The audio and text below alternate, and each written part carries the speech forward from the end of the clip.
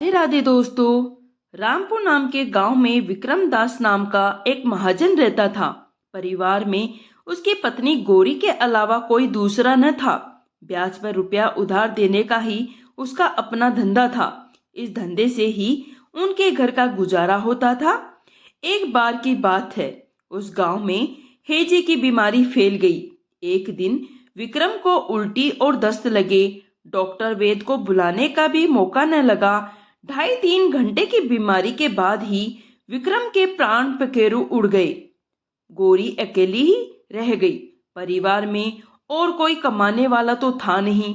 अपने गुजारे के लिए उसने पति का ही व्यवसाय ब्याज पर पैसा देना, उधार देना शुरू कर दिया। गौरी ज्यादा पढ़ी लिखी नहीं थी। उसे सिर्फ नाम लिखना और अपने हस्ताक्षर करना और रुपए गिनकर वहीं पर लिख लेना, बस इतना ही जानती थी। विक्रम ब्याज तो तगड़ा तगड़ा लेता ही था, साथ ही गहने या जमीन रखवाए बिना पैसा नहीं देता था। इसमें उसे अनेक झंझट का सामना भी करना पड़ता था। तहसील कचहरी के चक्कर लगाने पड़ते थे। कभी कभी थाने से वास्ता भी पड़ता था। और तो और उसने पैसे उगाए के लिए किराए के कुछ गुंडे भी रख रखे थे।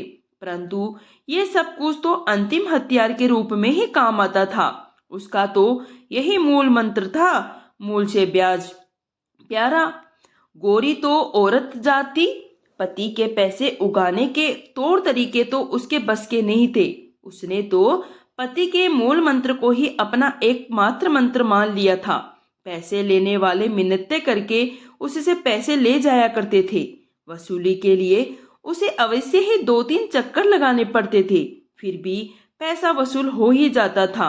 पैसा वसूल इसलिए भी हो जाता था क्योंकि उन्हें आगे भी जरूरत पड़ सकती थी। आगे की जरूरत को समझकर ही वे उधार दिया पैसा लौटा देते थे। एक दिन गांव का ही एक जाट होशियार सिंह सेठानी से रुपए उधार लेने आया। आते ही कहने लगा, सेठानी जी राम राम, बहुत ही मुद्दत के बाद आना हुआ है। जब सेठ विक्रम दास जीवित थे तो एक बार उनसे रुपया उधार लेने आया था। 1 महीने बाद ही सारे रुपए लौटा दिए थे। सेठ विक्रम दास तो बहुत ही अच्छे इंसान थे। बिना ना नुक्कर किए ही मुझे पैसे देते थे। बड़े ही शरीफ थे। पैसे मांगने के लिए कभी तकादा तो नहीं किया। नहीं, जिनकी जरूरत यहाँ है उनकी ही जरूरत परमात्मा को होती है। उम्र भी कितनी ही थी उनकी, यदि वे होते तो मुझे कहने की जरूरत ही नहीं होती। होशियार सिंह नाम से ही होशियार नहीं था, बल्कि बहुत ही ज्यादा होशियार। पटुआ का गुण कोई उससे सीखना और चाटुकारिता का गुण सीखना चाहे तो उससे सीखे। होशियार सिंह की इतनी बातें सुनकर गौरी द्रवित हो उठी। होशियार सिंह ने कहा, सेठानी जी, मेरी लाज तो आपके हाथ में है। पिछले दिनों ही बेटी की शादी की है। आज अचानक ही बटेऊ बेटी को लेने आ गया। खेत में फसल कटने को तैयार है।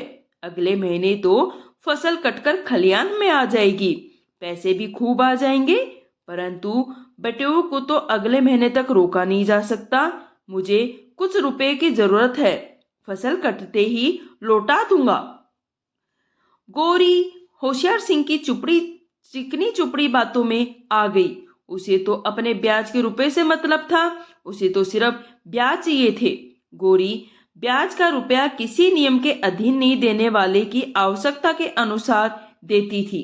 गौरी को असमझ में खड़ी देखकर होशियार सिंह ने जेब से 5 रुपए निकाले और कहने लगा, लो बहन, 5 रुपए। 1 महीने का ब्याज पहले से दे रहा हूँ। अब जल्दी से मुझे 1000 रुपए दे दो। मुझे और भी काम है। बेटी को विदा भी करना है। कहीं जमाई को पता न लग जाए मैं पैसे उधार लेने आया हूँ। मेरा काम निकाल दो।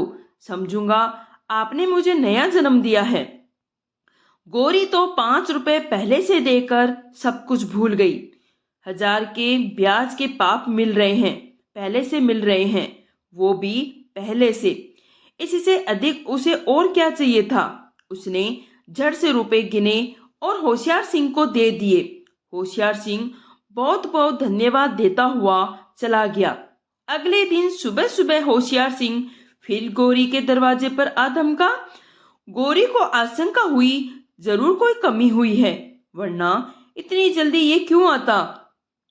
हड़बड़ाकर गौरी से कहने लगा, मैंने तो तेरे सामने ही 100 के सिक्के बीच 500 के सिक्के, इस बात को बीच में ही काट कर होशियार सिंह कहने लगा, अरे मैंने कब कहा कि तुमने रुपए कम दिए हैं। तुम्हारी ईमानदारी पर कौन शक करता है। पहले मेरी बात तो सुन लो। आज थोड़ी ही देर बाद मेरी बेटी को विदा करना है। रुपए की कमी रह गई, इसी कमी के कारण काम बिगड़ रहा है। होशियार सिंह की बात पूरी करने से पहले ही गौरी बोल पड़ी। वह तो कल ही उसके ब्याज के 5 रुपए पहले से देने से इतनी प्रभावित हो गई थी कि 5 के पहले के ब्याज को भी भूल गई। कहने लगी, जैसी तुम्हारी बेटी वैसी मेरी ही बेटी। आदमी आदमी के काम आता है। ले जाओ 500 रुपए, यदि और भी जरूरत हो तो ले जाना, संकोच मत करना, कहकर गौरी 500 रुपए निकालने लगी। इसी बीच होशियार सिंह ने जेब से चांदी की झकाझक करती चवनी निकाली और सेठानी को देते हुए बोला, तुमने रुपए देकर मेरा काम बना दिया। वो क्या कम है, ये 5 भी फसल कटते ही दे दूंगा। अच्छा अब मैं चलता हूँ, देर हो रही है। रुपए लेकर होशियार सिंह चल पड़ा। गौरी को होशियार सिंह की ईमानदारी पर पूरा विश्वास हो गया। कहाँ तो लोग पैसे की वसूली के लिए कितने ही चक्कर लगवा देते हैं, और कहाँ ये होशियार सिंह जो पहले से ही दिए बिना रुपए भी नहीं लेता। महीना बीत गया, फसल भी कटकर घर आ गई। 2-4 चक्कर लगवाए बिना पैसा देते नहीं थे, उनकी भी उगाई हो गई थी।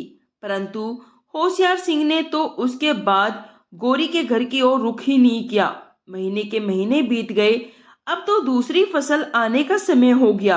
अब तो गौरी ने होशियार सिंह के घर के 2-4 चक्कर भी लगा लिए, पर होशियार सिंह को इसकी क्या परवाह।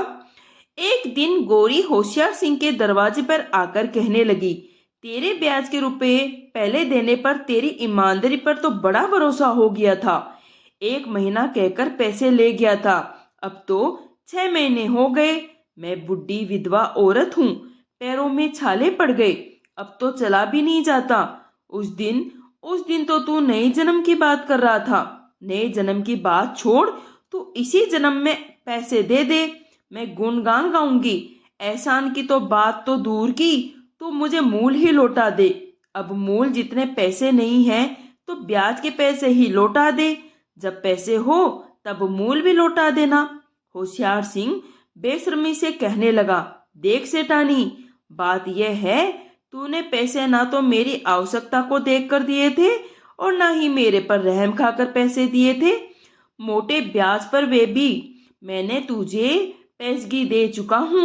मेरे पास तुझे देने के लिए फूटी कौड़ी भी नहीं है। घर के चक्कर लगाने की तुझे मना नहीं है। सरकारी सड़क है, चाहे लाख चक्कर लगा। सुन, असली बात यह है, 100 को ले गया पंजा, पंजे को ले गया पांव। अब क्या रखा है सेठानी, तू आया जा। होशियार सिंह की इतनी बात सुनकर सेठानी अपना सा मुंह लेकर वहां से चली गई। उसने कसम खा ली, आज के बाद बिना किसी की कुछ अमानत रखे किसी को ब्याज पर पैसे देने की भूल नहीं करेगी। दोस्तों, ये कहानी यहीं समाप्त होती है। अगर आपको कहानी पसंद आई तो प्लीज इसे शेयर कीजिए, लाइक कीजिए, और मेरे चैनल पर नए हैं तो प्लीज चैनल को सब्सक्राइब कर लीजिए। कहानी सुनने के लिए आपका धन्यवाद।